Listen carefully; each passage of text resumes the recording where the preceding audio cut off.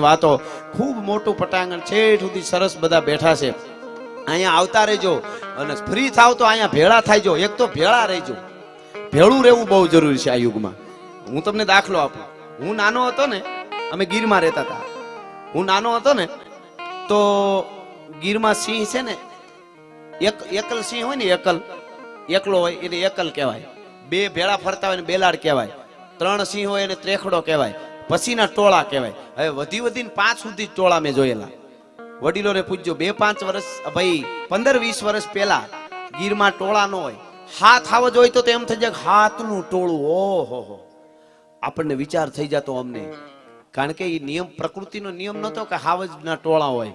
હવે ઈના એ અટાણે ગીરમાં જાઓ 30-32 ના ટોળા જોવા મળે. પ્રકૃતિએ કીધું છે કે સિંહના ટોળા હોય. હવે ભેળા રહેજો, નોખા નો રહેતા, નોખા નો રહેતા, નોખા નો રહેતા. હવે પ્રકૃતિ સમજાવે છે કે સિંહના ટોળા હોય. એમ જ્યારે ધર્મની વાત આવે, રાષ્ટ્રની વાત આવે તો ભેળા થાવ, સારી ચર્ચા કરો. ગામના 2 વડીલ ભાભલા હોય. આ જો આ મૂળિયું છે આપણી, આ પાઘડિયું મળી છે નહીં હવે છેલ્લા 15-20 વર્ષ. આની પાસે જે યુનિવર્સિટીઓ પડી છે ને, એનો અનુભવ ખાલી તમને જીવનમાં કાયમ આવી છે ક્યાંક હલવા હો ત્યારે. એને કેવું કે આગળ આપણી પરંપરા શું હતી. આ તો નકરા સીધા આમ નીકળી જાય. જીને કે હે 4 દિન બાકી હે બેકાર દિન. કુંડાળા કાઢવા નહીં, હારું કરવા. હા, એવું નથી. હાવ એવા અમુક તો હાવ ગાંડા તૂર થઈને, કા આભલા હામાં જ ગાંડા તૂર હોય. આ હરીસા હામાં ચારે આમ ઘુમરો મારી પાસે એવા બહુ જોયા હો મેં. હું તો હજી ફાઉન્ડેશન બાંધું, પ્રોગ્રામ શરૂ જ નથી થયો. હા, સૈયારે તું તો લે મોટરસાયકલ નીરે પતડી લ્યો. ગીત ખરાબ નથી, સારું ગીત છે, વગાડજો. પણ એ બધા ટાણા હોય. હાવ એક યુવા તનને કહી દઉં, મોટરસાયકલ હોય તો ધીમા હાંકજો, વ્યસનથી દૂર રહીજો. તમારા મા બાપ, તમારી બેન, તમારો ભાઈ, તમારી માં, તમારો બાપ, એને તમારી શું કિંમત છે ને એને કોક દી પૂછજો.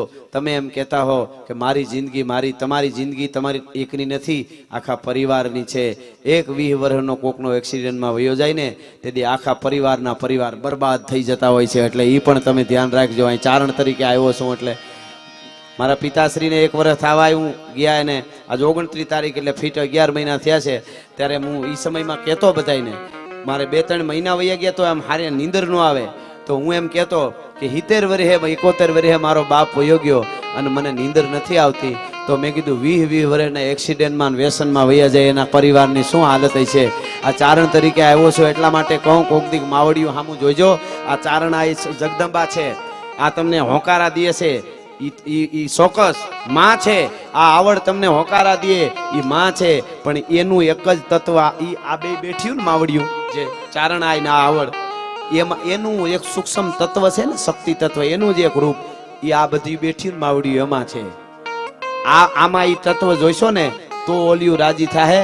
બાકી એને ચંડમુંડ બની અને ચામુંડા બની અને ચંડમુંડ ને રોળતા આવડે એમ રોળતા પાછું આવડે. એટલે માટે એ ધ્યાન રાખજો આ નારી શક્તિ માટે. અને પછી દુઆસનથી શરૂઆત કરું છું. આ તો મને ખબર હતી કે ડાયરો ભારિયાંગો છે, થોડી ભારિયાંગી વાતો સહન થઈ જાય, વાંધો નહીં આવે. એટલા માટે નહીતર પોચું હોય તો પોચું હોય તો ઈ ધકવાર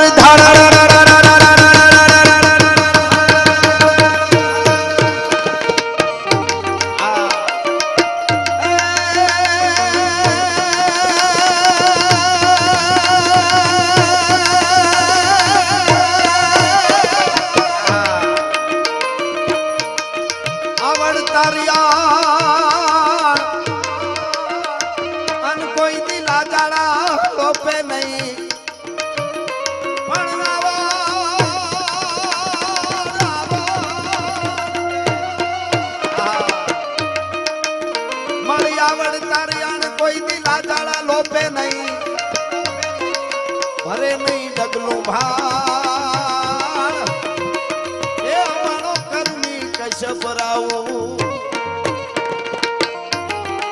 આહા